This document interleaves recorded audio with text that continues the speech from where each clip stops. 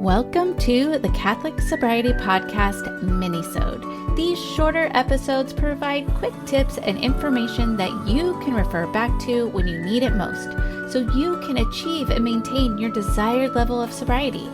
I am your sobriety coach and host of this podcast, Christy Walker.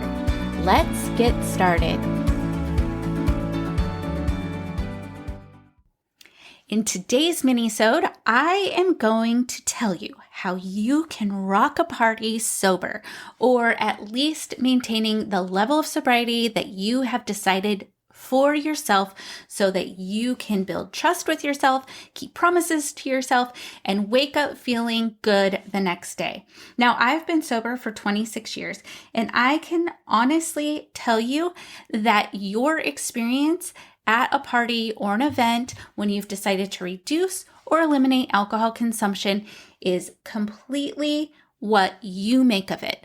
So, I'm not going to be telling you that you need to will yourself sober. You're not going to be clenching your fist and scrunching up your face, which totally don't do that. It causes wrinkles. But you don't want to do that as you're trying to will yourself not to have alcohol. You don't want to sit there and look at all the people at the party thinking how much more fun that they're having because they're drinking while you're sitting here in the corner, sipping your sparkling water and feeling like you're completely missing out. We are going to turn FOMO into JOMO. You're going to have, instead of fear of missing out, you are going to have the joy of missing out.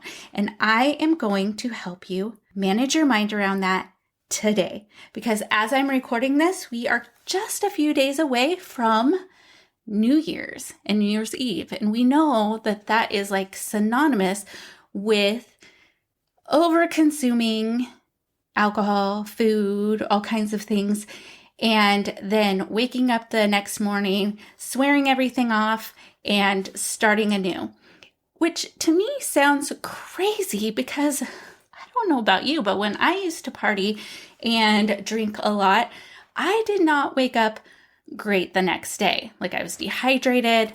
I was still a little like maybe, I don't know, hungover, drunk. I don't know. It kind of depended on what time I stopped drinking and passed out. But here's the thing. You don't want to start the new year out feeling unwell. You want to start the new year feeling at the top of your game, having clarity, and being able to just take this time of resetting and make this the best year yet, whatever that looks like for you. So I'm going to give you some tips on how you can rock a party sober even if you are an introvert. That's another thing. Sometimes I work with people and they talk about how extroverted they are and that they need to be around people and consume alcohol and go to these parties and events and all of these things. But when they eliminate or greatly reduce their alcohol consumption, they're like, hey, guess what?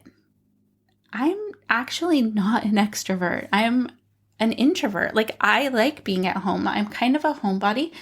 It's actually quite draining for me to be around a lot of people for an extended period of time, feeling like I'm on.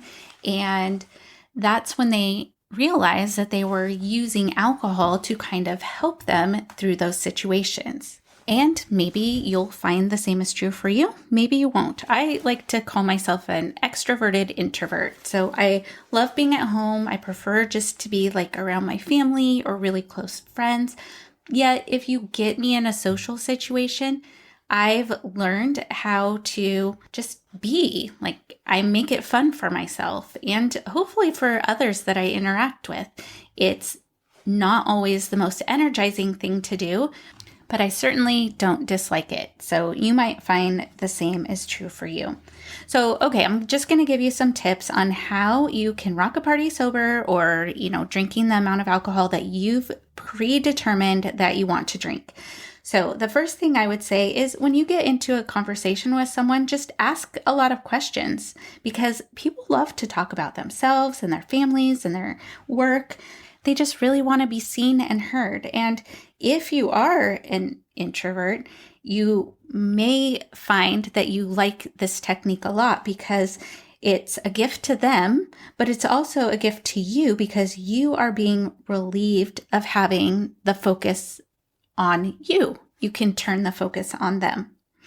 Okay, the other tip I have for you is just don't worry about the silence. This is a hard one for me because I feel like I have to fill in silence sometimes, although I am trying to get better at that. But it's fine if there's silence. You can either choose to pick a new topic, or like what I do is I just try to politely excuse myself if I feel like it's getting awkward. And I'll be like, where is my husband anyway? Or, oh, I see so-and-so over there. I need to go say hi.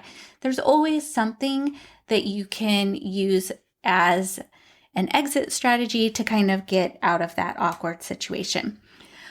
Another thing that I find is very helpful is just to find common ground with that person or find some commonality. It could be like a movie that you've watched, music that you like. You know, if you're both Catholic, there's lots of things you can talk about. If you have kids, that's another thing. So just find common ground, and that makes conversation starting and just having a conversation a lot easier. Okay, the other tip I have for you is going to sound odd because a lot of times I say no is a complete sentence. You can say no, thank you, and that's the end of it. And yes, that is completely true, and definitely you can say no. I would like to offer you this though. If you don't want to say no, you can say yes, please. Yes, please, I would like a club soda with a little bit of lime in it. Yes, please, I would take a Coke.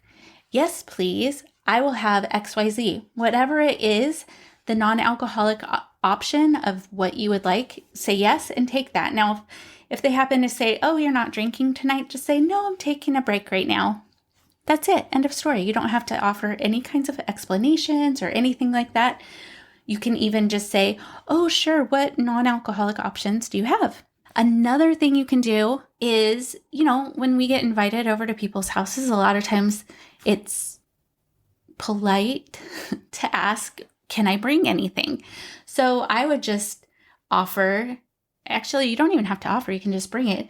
Just say, oh, great, I'm so excited. We can't wait to come over. I'm going to bring some fun mocktails and I'll provide the glasses and all this stuff.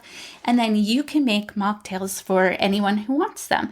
So this is fun for you because you have other people drinking these fun and festive drinks that you've created. And it's fun for everybody else because they have a nice, festive, non-alcoholic option. Another thing is just remember how amazing that you are going to feel tomorrow.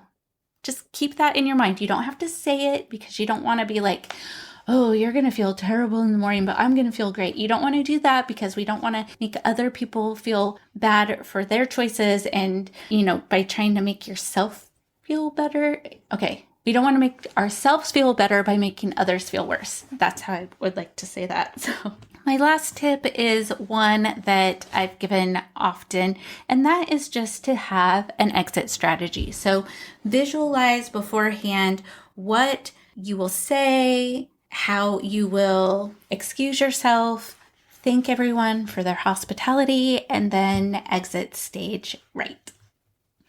You can have a code word for your husband or your friend or whoever happens to be with you so that you can leave when you want to, and that'll just help you not feel stuck in the situation, knowing that you can leave whenever you would like. So I hope that this has been helpful for you, and if you are interested in meeting your goals to reduce or eliminate alcohol in 2024 and beyond, I encourage you to, first of all, you can download for free my 5-day Sacred Sobriety Kick Start that has videos and an awesome workbook that will help accelerate your goals and your efforts as you decide to reduce or eliminate your alcohol consumption. If you want to go deeper, then definitely check out my Sacred Sobriety Lab. This is an amazing course. You can get in on the ground level right now, but whenever you choose to enter into the lab, you get lifetime access to it and all updates that I make, which there will be many. I have so many ideas, and there's going to be some big things coming in 2024. And last but not least, if you would like support and accountability as you discern the level of drinking that is right for you, if you are looking to get to the root obstacle that's causing the symptom of drinking, then I'm happy to offer one-on-one coaching for you. You can find all the information about all of these programs and the coaching I provide in the show notes or by visiting my website, thecatholicsobrietycoach.com. Thank you and Happy New Year. Well, that wraps up today's episode of the Catholic Sobriety Minisode. Thank you so much for joining me, and please be sure to subscribe to this podcast so you don't miss a thing. And remember, I am here for you. I am praying for you. You are not alone.